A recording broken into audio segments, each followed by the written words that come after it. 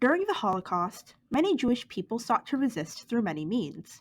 While resisting through any means was extremely difficult, a common way to resist was by merely continuing to live. To live, however, required certain skills that some didn't have. It required aptitudes in cooking, cleaning, and collaborating with others.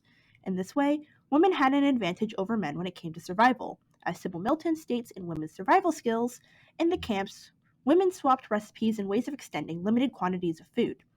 Since women had been primarily responsible for their families as housewives and cooks, there was some direct correlation between their own survival and previously acquired skills.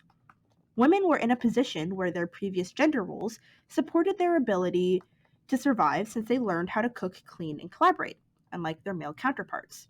To see this in action, we can look to The Diary of Anne Frank by Anne Frank, when we learn that her mother is the one who keeps stock of the rations, as we see in this exchange. What about the rest of our provisions, Mother? Give us the latest figures.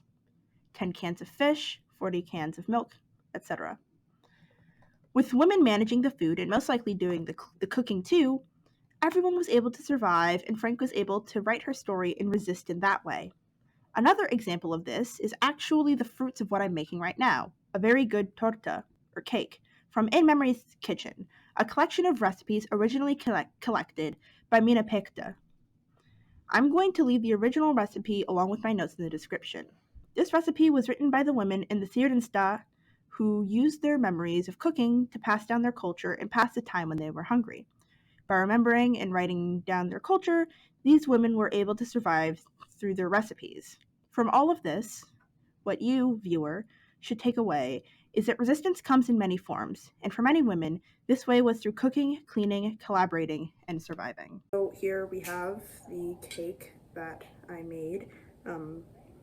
So let's give it a try. Because the texture is a little bit weird because of like potatoes, but it smelled really good when it was cooking, so.